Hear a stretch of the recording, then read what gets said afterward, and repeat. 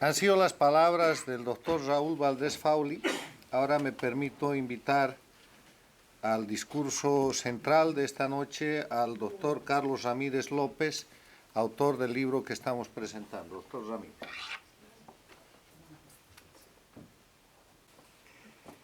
Cuando estamos hablando del libro El fruto del árbol envenenado, esto no es más que una historia de un crimen. Es el relato de un crimen contra una nación. Es cómo ocurrió, quién lo hizo, cómo lo hizo, dónde estamos y dónde podemos llegar después que veamos las posibilidades de restaurar la democracia en Venezuela. Y el título del libro, El fruto del árbol envenenado, no es mío. Como lo señalaba el colega, muy bien el colega, el título viene de una sentencia de la Suprema Corte de los Estados Unidos, en un proceso judicial que se llevó a cabo en 1920. Un juez de instancia, un juez menor, impuso una multa a una familia Silverton. Y se la impuso porque había visto en los libros de la empresa que ellos tenían que había una manipulación fiscal. No estaba pagando correctamente sus impuestos. Y el juez que impuso la sanción llegó a aquella conclusión porque la policía entró a la empresa sin orden judicial y le llevó los libros al juez. El juez entonces le puso aquella sanción y los Silverton pelearon aquello. Estaba y está vigente la cuarta enmienda de la Constitución norteamericana que protege a los ciudadanos de ese tipo de actuaciones contra las personas, contra sus propiedades, sin haber una orden judicial de por medio. La Suprema Corte dijo que aquello era nulo y le anuló la sanción. Y de allí se deriva que la actuación ilegal de autoridades o no autoridades no puede generar un fruto legal. Si una prueba, que es lo que le permite a un juez sentenciar, es obtenida violando la ley, mal puede entonces servir para que florezca la ley como fruto de la actuación, aquella que ha ocurrido. De allí sale la tesis, el fruto del árbol envenenado, que se ha aplicado después en Argentina y en muchos otros lugares del mundo. ¿Por qué hago la similitud de esa situación con lo ocurrido en Venezuela, con la constituyente venezolana? Porque la constitución mal llamada bolivariana es el fruto envenenado de un proceso constituyente que es un árbol envenenado. ¿Por qué decimos que la constituyente es un árbol envenenado? Voy a hacerles una narrativa breve para no cansarlos con el tema, pero en un lenguaje también llano. Ayer me entrevistaba una periodista al respecto y me decía, pero bueno, ¿cómo es que habiendo otros abogados constitucionalistas y muchos, y nadie ha escrito entonces sobre ese tema? Yo le digo, no, sí han escrito. Y han escrito, hay autores, Bruer Carías, por ejemplo, un hombre brillante, y otros abogados de monta, de alta monta, han escrito sobre el tema, y además que estuvieron allí en la constituyente.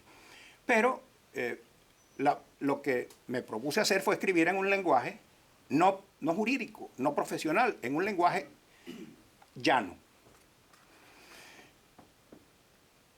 De manera que Hugo Chávez, cuando hizo su intento fallido de tomar el poder en Venezuela del 4 de febrero y en su réplica posterior,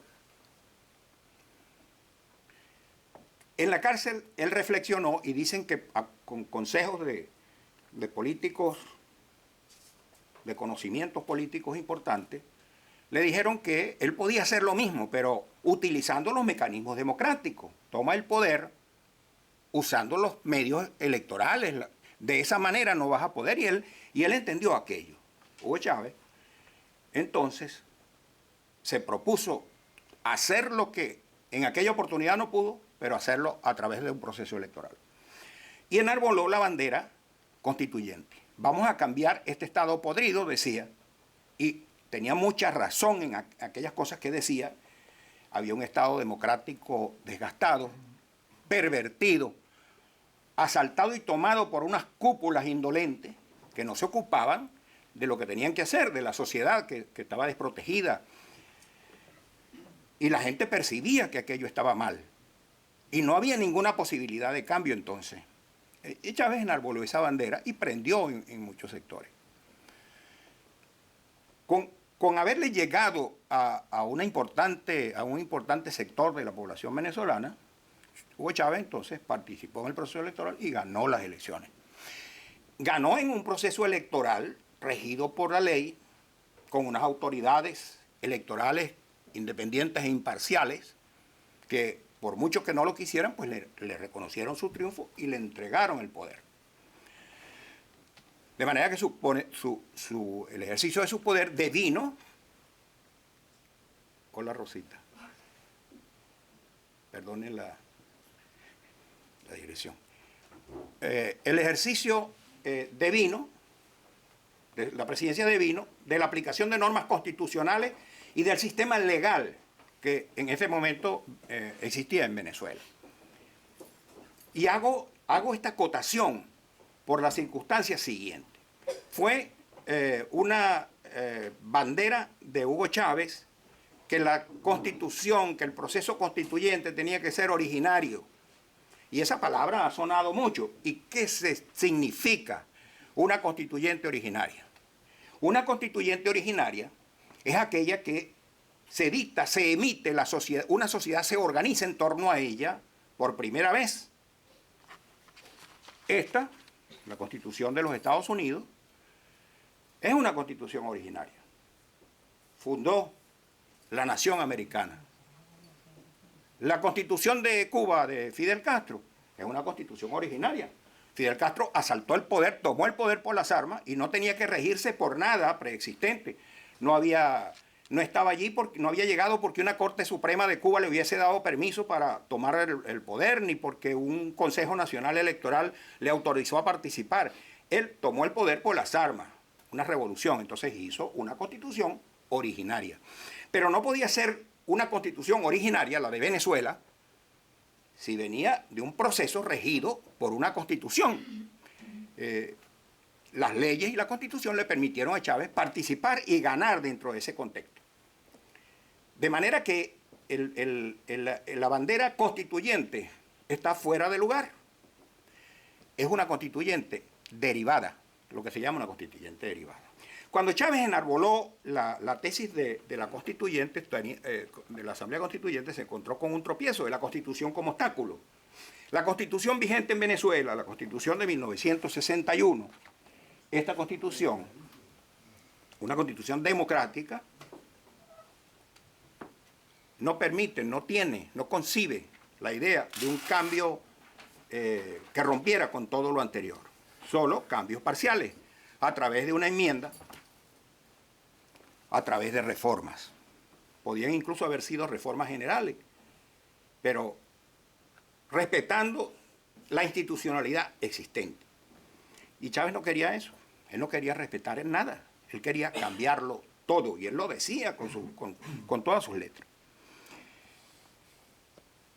Cuando se le presentó ese obstáculo a Chávez de cómo hacer para tomar todo el poder, cómo hacer para convocar a una constituyente no prevista en la Constitución, entonces se fue a la Corte Suprema de Justicia y le pidió permiso. Señora Corte Suprema de Justicia, ¿me autoriza usted para pedirle al pueblo mediante un referéndum consultivo que me permitan hacer una Asamblea Nacional Constituyente?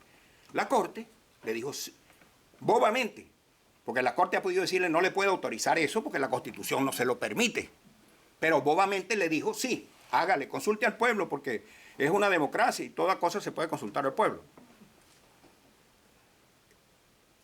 vino la consulta, vino Chávez y aprovechó, dio el salto del tigre, y elaboró las bases comiciales, es decir, las reglas bajo las cuales se iba a realizar aquel proceso constituyente. Y pretendió, además de arrogarse la autoridad de hacer las reglas, metió el venenito que decía, y esta constituyente será originaria. Pues eso desató una batalla judicial.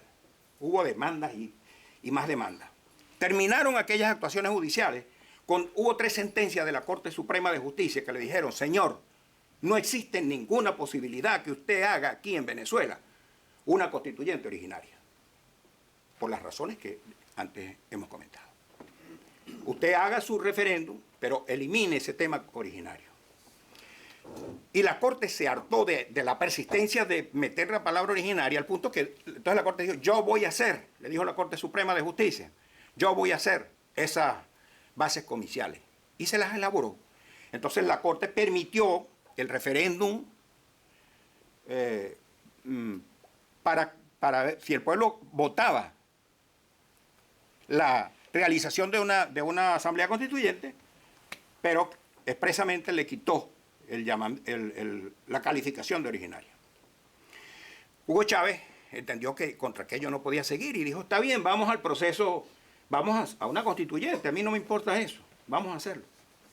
Y fueron a un proceso electoral, se hizo un referéndum consultivo y la gente fue y votó, por cierto, con unos números, yo al final les voy a leer los números, pero les adelanto que los números de aquellos procesos electorales, tanto cuando votó la gente para el referéndum consultivo, como cuando votó para elegir los diputados constituyentes, como cuando votó aprobando la Constitución, no fue una aprobatoria masiva como él hizo creer y el chavismo hizo creer que era una aprobación masiva, que el pueblo estaba en una casi totalidad de acuerdo con su planteamiento. No es verdad.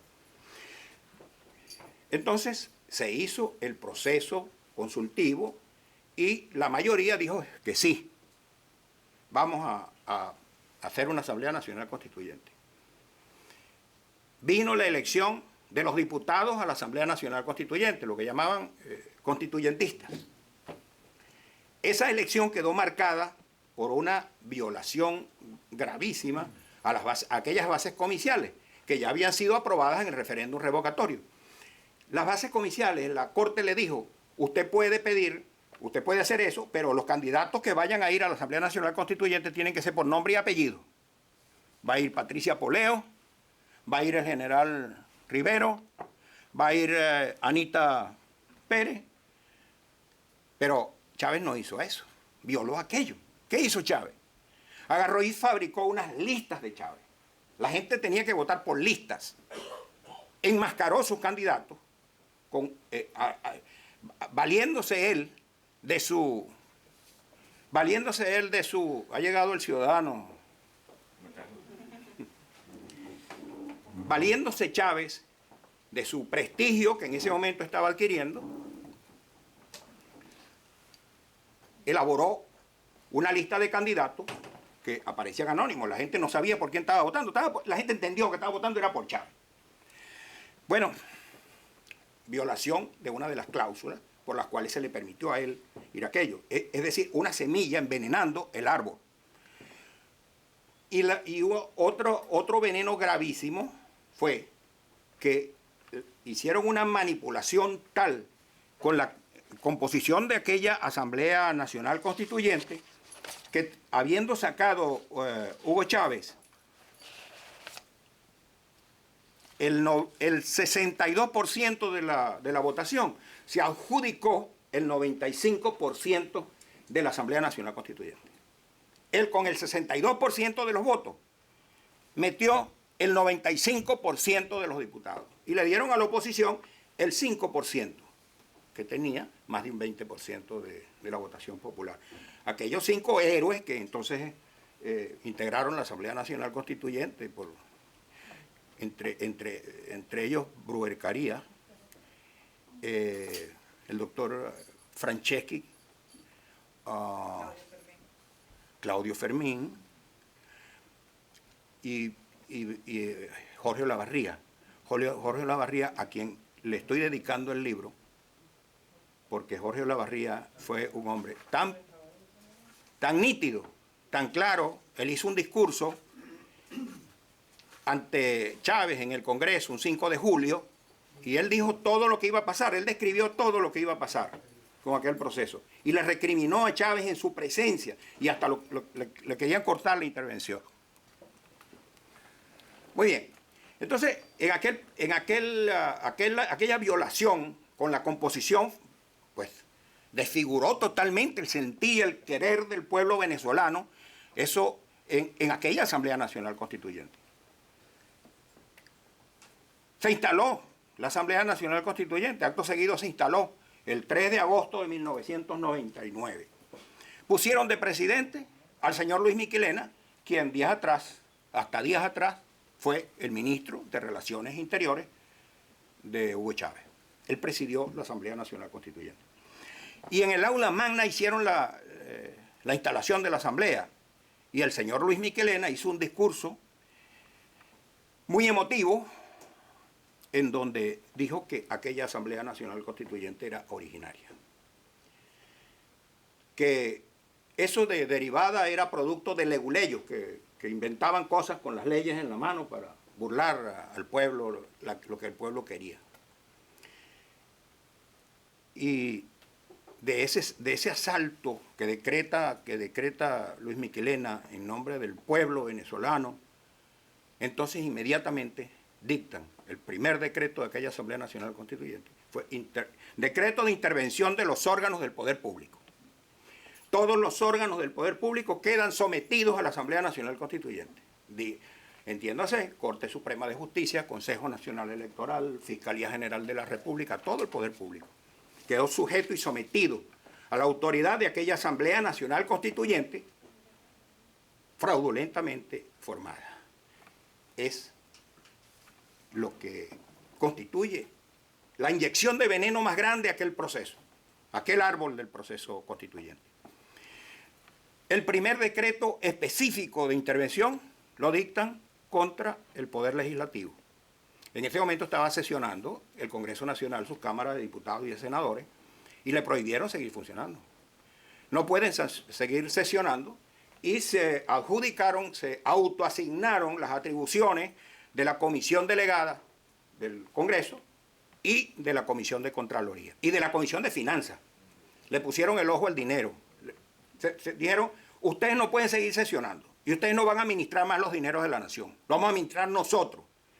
La comisión de Finanzas va a repartir el presupuesto y la comisión de Contraloría va a vigilar la ejecución de la asignación del presupuesto. Por supuesto que ello generó un rechazo y una resistencia de los partidos de oposición que se alzaron y convocaron a una sesión del Congreso, y aquello fue una tragedia. Dijeron, nosotros tenemos derecho a seguir sesionando, y convocaron una sesión. Bueno, Luis Miquelena hizo una declaración que dijo que aquello era una grave ofensa a la Asamblea Nacional Constituyente. Y le tiró a su gente a la calle, las huestes, a apalear a los diputados y a los senadores elegidos popularmente que estaban ejerciendo sus funciones en virtud del voto popular. Los corrieron, los sacaron de allí a empujones, a palos, los escupían. Segundo decreto de aquella Asamblea Nacional Constituyente, intervención del Poder Judicial.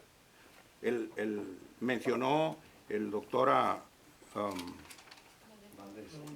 Raúl decía, ¿cómo se llama? No, a Manuel, que mencionó usted a Manuel Quijada. Manuel Quijada, persona muy allegada a Luis Miquelena, lo pusieron de jefe de una comisión de reorganización del Poder Judicial. Inmediatamente suspendieron a todos los 2.000 jueces que había en el país. Suspendidos. Llaman a los suplentes a ocupar los cargos de los tribunales. Y por supuesto, gente suya, pues gente afectos al partido de gobierno. Igual suspendieron inmediatamente todos los inspectores de tribunales. Allá está el doctor José Gregorio Rodríguez, juez penal de Caracas, y vio esa época. Suspendieron a todos los jueces y a todos los inspectores de tribunales. Viciaron el Poder Judicial. Suspendieron todas las asambleas legislativas, los parlamentos regionales, y en sustitución de ellas pusieron comisiones regionales a dedo, donde estaban funcionarios elegidos por el pueblo, diputados regionales elegidos por el pueblo, entraron compadres y parientes y camaradas a aquellos cargos, sustituyeron. Y eso no terminó allí. Con el Congreso se agravó la cosa, porque aquellas confrontaciones de calle, entonces, fueron tan fuertes que intervino la Conferencia Episcopal como mediadora para acabar con el conflicto. Y nombraron una comisión que por el gobierno nombraron a José Vicente Rangel y por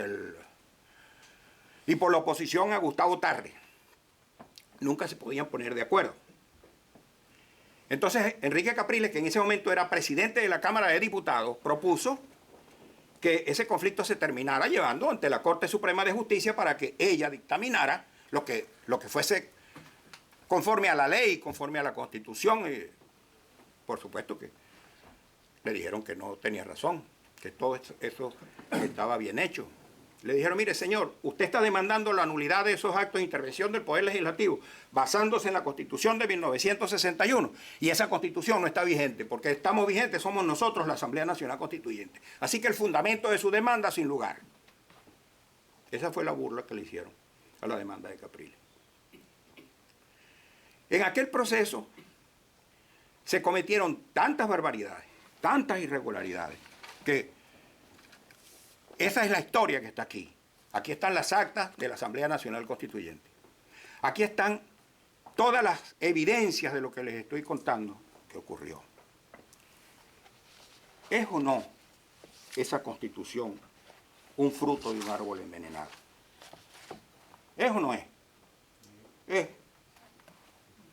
Pero fíjense además, para cerrar con broche de oro, lo tengo marcado aquí con unas grapas grandísimas.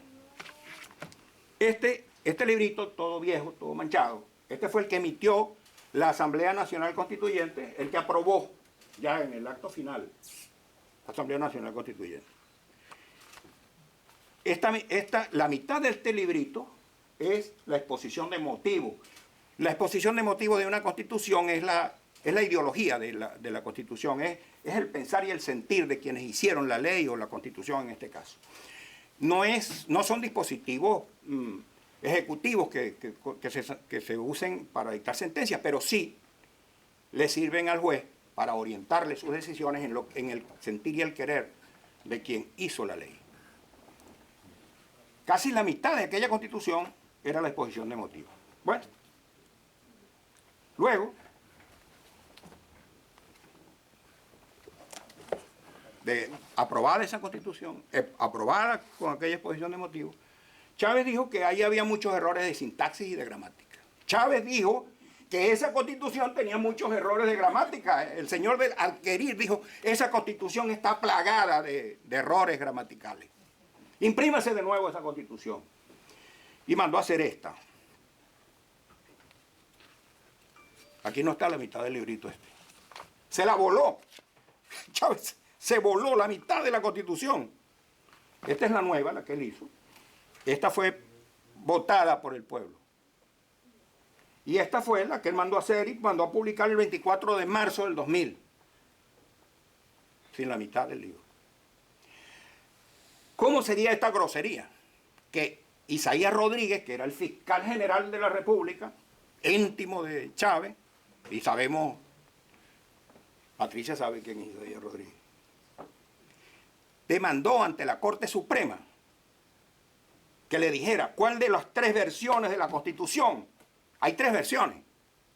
Una que fue la que votó el pueblo, otra la que se imprimió en aquella oportunidad y otra la que mandó Chávez a publicar. Con diferencias importantes en su articulado. No era de sintaxis y gramática, diferencias importantes. Bueno, Isaías Rodríguez demandó una interpretación de la Corte Suprema de Justicia para que le dijera al país cuál de las tres constituciones que estaban circulando era la correcta, era la vigente, era la... Aquella sentencia no fue publicada nunca. Hubo una nota de prensa de una periodista muy famosa, el ciudadano debe saber, conocer, Irma Álvarez, del Universal. Aquí está recogida la nota de prensa. Compren el libro. Esa nota de prensa, Irma Álvarez le dice le toma una declaración al magistrado Pedro Rondón Haas de la Sala Constitucional, que era el ponente, y le dijo, sí, ya la sentencia está lista, está firmada, y está hecha, y está publicada y todo. Y es verdad, se consiguieron errores en el artículo tal y en el artículo cual, y él explicó a la periodista, y la periodista lo publicó. Esa sentencia no apareció nunca en el expediente. Quedó vigente, la que Chávez corrigió. Esta es el fruto envenenado de ese árbol envenenado por el cual se llegó a esto. Esa es la historia. Ahora, ¿qué hacemos los venezolanos ante este problema? Hay sectores políticos sosteniendo que hay que hacer una nueva constituyente. Está el general Rivero aquí, importante miembro del Partido Voluntad Popular y dirigente respetado en el exilio. ¿Qué hacer? ¿Se puede hacer una nueva asamblea constituyente? Porque la constitución esta de Chávez sí dice que se puede hacer una asamblea nacional constituyente. Aceptamos esto como bueno y convocamos en base a ella una nueva constituyente. Decimos sí, bueno, está bien, eso no importa, pues ya esos son hechos cumplidos y vamos a seguir con esa constitución hasta que la podamos cambiar. Es más o menos lo que decía el doctor sobre el tema esta de la Constitución española. Nos sometemos a los hechos ilegales, fraudulentos, con el cual han hecho ellos lo que han hecho, o restituimos la Constitución de 1961. Fíjense ustedes que esta Constitución de 1961 de Venezuela, y no es un tema jurídico, es un tema de evidencia, tiene un artículo que es el siguiente. Yo se los voy a leer muy rapidito. 250 de la Constitución.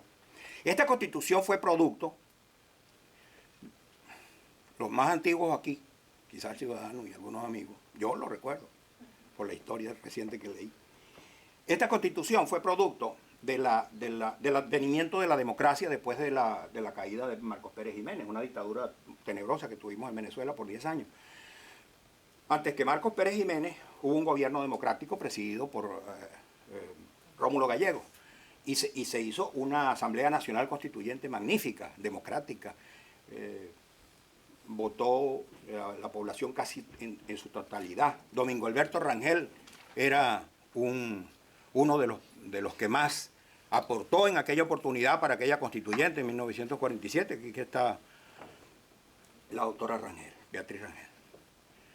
Aquella constituyente fue histórica para Venezuela y produjo una magnífica constitución.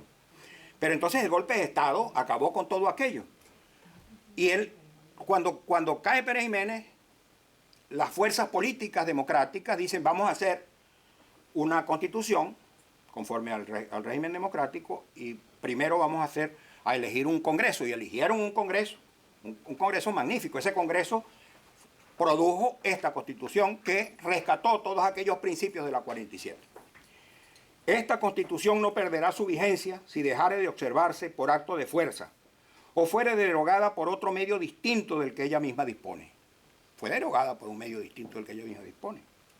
En tal eventualidad, todo ciudadano investido o no de autoridad tendrá el deber de colaborar en el restablecimiento de su efectiva vigencia.